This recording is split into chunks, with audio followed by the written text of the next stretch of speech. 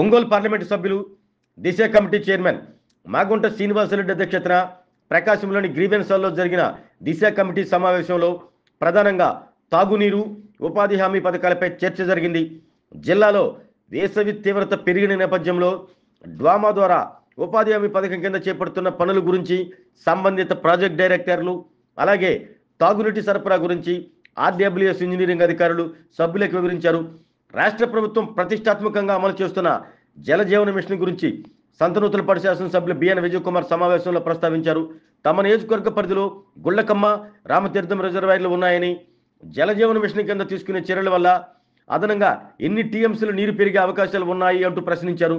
అమృత 2 పథకం కింద ఒంగోలుకు గుళ్లకమ్మ నుండి నీటిని అందించేందుకు 380 కోట్ల రూపాయలతో పనులు చేపట్టారని, ఇందులో తమ నియోజకవర్గ పరిధిలో ఉన్న డివిజన్లకు ఎంత మొత్తంలో పనులు జరుగుతాయని బిఎన్ విజయ్ కుమార్ ప్రశ్నించారు.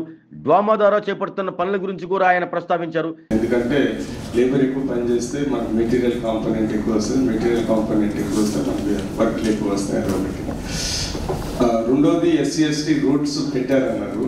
అది 40% ఎస్సీ పాపులేషన్ విలేజెస్కి పెట్టారా లేకపోతే ఏ క్రైటీరియా అనేది నాకు చిన్న క్లారిఫికేషన్. ఎందుకంటే ఈ పేరుకి SC/ST రోడ్స్ అని పెట్టి అక్కడ 5 ఇళ్ళు ఉంటాయి, మిగతా వేరే ఇళ్ళు ఉంటాయి. అది ఆ 5 ఇళ్ళు చూపించి రోడ్లు వేయటము, మిగతా ఎంజాయ్ అంటే అది టెక్నికల్గా అది కరెక్ట్ కాదు.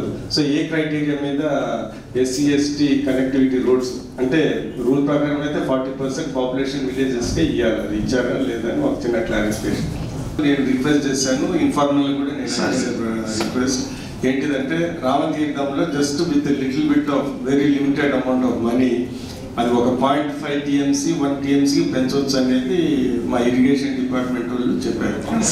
సో ఇది దగ్గర 4-5 కాన్స్టిట్యున్సీకి సోర్స్ కాబట్టి ఈ JJM కూడా పార్ట్ ఆఫ్ ద ప్రాజెక్ట్ లో అది ఇంక్లూడ్ చేయవచ్చా? లేదు సార్. కనిగిరి శాసనసభ్యులు ముక్కు ఉగ్ర నరసింహారెడ్డి మాట్లాడుతూ జిల్లాలోనే నీటి సమస్య ఎక్కువగా ఉన్న తమ నియోజకవర్గంపై ప్రస్తుత వేసవి కాలంలో యంత్రాంగం ప్రత్యేక దృష్టి సారించాలంటూ కోరారు. నీటి వసతి లేకపోవటం, ఉన్న దానిలో ఫ్లోరైడ్ ఎఫెక్ట్ ఎక్కువగా ఉండటం వల్ల తమ నియోజకవర్గ ప్రజలు ఇబ్బంది పడుతున్నారంటూ తెలిపారు. ఇప్పటికే 70,000 మంది వలసలు వెళ్లారని, త్వరితగతిన నీటి సౌకర్యం కల్పించుకుంటే మిగిలిన 70,000 మంది కూడా వలసలు వెళ్లే ప్రమాదం ఉంది అంటూ ఆయన ఆందోళన వ్యక్తం చేశారు.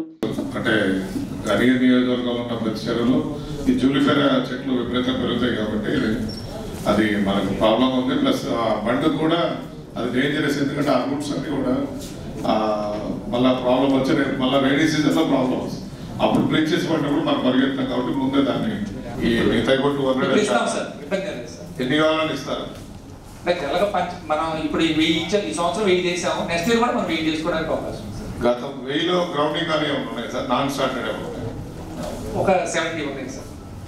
అంటే అది ఎక్కడ కాకపోతే వేరే చోటకి ఏదైనా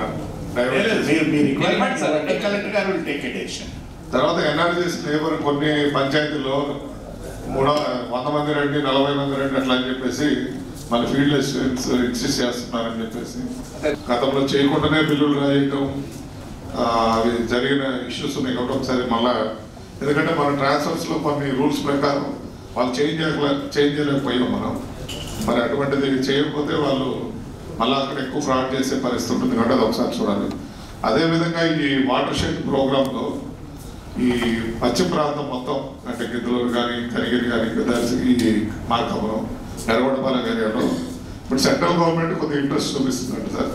ఈ వాటర్ షెడ్ కొత్త ప్రాజెక్ట్స్ గతంలో పెట్టిన దానికి ఇంకా ఎక్కువ ఉంది కాబట్టి ఆ ప్రపోజల్ మనం పంపిస్తే త్రూ హానరబుల్ చైర్మన్ ద్వారా సెంట్రల్ తీసుకెళ్తే కొత్త షెడ్స్ కూడా వచ్చాయి. అంటే మనకి ఇచ్చిన ఈ టార్గెట్స్ కాకుండా ఇంకా మోర్ కూడా ఈ బ్యాక్వర్డ్ ఏరియా ఉంది కాబట్టి దాన్ని కొద్దిగా ఇది మన హ్యాండ్ ఓవర్ తీసుకొని కొత్త ఏజెన్సీకి ఇవ్వటమా లేకపోతే దాన్ని ఎట్లా కంప్లీట్ చేస్తాం అనేది ఏదన్నా ప్రతిపాదన చెప్పాల్సిందిగా పార్షల్ చేసి అట్లానే వదిలేశారు. నెక్స్ట్ మాకు డబ్బులు రాలేదని కొంతమంది చెప్తూ అట్లా ఉన్నాయి కాబట్టి అవి మనం గవర్నమెంట్ ప్రాపర్టీ కాబట్టి మిస్యూజ్ కావాలి. ఇప్పుడు డైరీది ఏం చేస్తున్నారు సార్? ఇప్పుడు అమూల్ వాళ్ళు ఇంకా సెంటర్స్ కట్టున్నారు గత ప్రభుత్వంలో, అది ఎన్ఆర్జీస్లో కట్టారా మామూలుగా? మరి అవన్నీ ఇప్పుడు అది దేనికి నిరుపయోగం పడినాయి. వేరే దానికి ఏదైనా అలాట్ చేయటమా ఏదన్నా ఆలోచించమని చెప్తారు. మీటింగ్ లో కూడా సీఎం గారు చెప్పారు. వీళ్ళు చెప్తున్నారు సార్, వీళ్ళు జలజీవన్ మిషన్ ల్యాబ్స్ వెనకపోయిన నిధులను తిరిగి తీసుకొచ్చినందుకు ముఖ్యమంత్రి గారికి ధన్యవాదాలు సార్. ఎందుకంటే ఈ పైప్ లైన్ సిస్టమ్ ఇవన్నీ చేయడం అనేది గుడ్.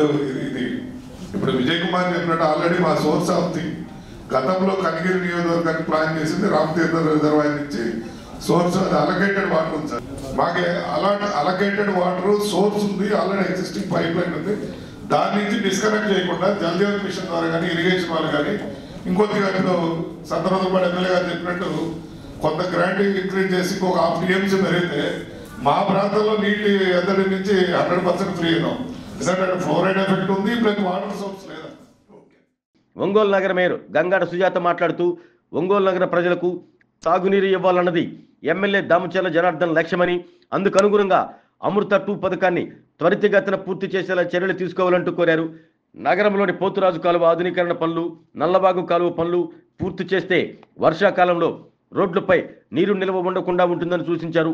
ఈ సమావేశంలో జిల్లా collector Tameem Ansariya, joint collector Gopalakrishna, పలువురు ఎంపీపీలు పాల్గొన్నారు. దాదాపు 967 శాంపుల్లు ఉన్నారు. వారందరినీ కూడా ఇప్పటిదాకా జనరల్గా రొటీన్గా ఐసిడిఎస్ డిపార్ట్మెంట్ నుంచి వారు సిడిపిఓ సూపర్వైజర్స్ వారే చూస్తుంటారు. ఇప్పుడు మన జిల్లాలో మండల వారీగా ఉన్న శాంపుల్ అన్ని ఐడెంటిఫై చేసి వారికి ఇంకా ఫోకస్డ్గా మనం చేయడానికి మండల స్పెషల్ ఆఫీసర్స్ని అడాప్టింగ్ ఆఫీసర్స్గా పెట్టి ఫోకస్డ్గా చేయడానికి ఏర్పాటు చేస్తున్నాము. అదేవిధంగా మన జిల్లాలో ఉన్న anaemic pregnant women HRV cases, high risk pregnant womens ఒక 389 కేసెస్ ఉన్నారు. వారందరినీ కూడా ప్రత్యేకంగా మనము వారి అనీమిక్ నుంచి బయటకి తీసుకురావాలి అనే ఉద్దేశంతో అడాప్టింగ్ ఆఫీసర్స్గా మండల లెవెల్ స్పెషల్ ఆఫీసర్స్ని పెడుతున్నాము. అదేవిధంగా మనకు అనీమిక్ అడోలసెంట్ గర్ల్స్ మన జిల్లాలో 18,000 అనీమిక్ అడోలసెంట్ గర్ల్స్ ఉన్నారు. దానివల్ల మాకు ఇంటర్నల్ కనెక్షన్ ఇవ్వడానికి ఇబ్బందిగా ఉంటుంది. అంటే మరి అది ఎందుకు ఆగిపోయింది, మళ్ళీ వస్తారా వాళ్ళు, మళ్ళీ చేస్తారా అనేది ఒకటి. ఇకపోతే మాకు ఎస్టీపీ ఉంది చూడండి, అది మనం ఒకటి కుతుకుంటూరపాలెం దగ్గర ఒకటి పెట్టాము, ఇంకోటి ఇక్కడ శాంక్షన్ అయింది అని చెప్పారు. అది ఎప్పుడు స్టార్ట్ చేస్తారు? ఎందుకంటే వేస్ట్ వాటర్ అనేది మనకి పోతురాజు కాలం నుంచి వస్తుంది. ఆ పోతురాజు కాలం కూడా పూర్తి కాలేదు. పూర్తి కాలం వల్ల అక్కడ ఏమవుతుందంటే సిల్ట్ ఎక్కువ పెరిగిపోయింది, మొక్కలు పిచ్చి మొక్కలు పెరిగిపోయినాయి. దానివల్ల వర్షాలు వస్తే ఎప్పుడు కలెక్టర్ గారు, మేము కమిషనర్ గారు ఎప్పుడు మేము అక్కడే ఉండాల్సి వస్తుంది. అయితే ఇరిగేషన్ డిపార్ట్మెంట్ వాళ్ళు అన్ని పబ్లిక్ హెల్త్ వాళ్ళే కదా అది కూడా జరిగింది. కానీ దాన్ని క్లీన్ చేసే పద్ధతులు మాత్రం ఎవరు ముందుకు రావడం లేదు. మళ్ళీ మేమే 2 టన్ను మా ఉంటుంది చూడండి జేసీబీలు పెట్టి చేయాలంటే మాకు కష్టమవుతుంది. మరి దాని డబ్బులు ఎవరు కట్టాలి? ఇరిగేషన్ వాళ్ళు ఏది అడిగినా సరే మా దగ్గర ఫండ్ లేదు అని అంటారు, అదొక సమస్య. ఇకపోతే నల్ల కాలువ ఉంటుంది.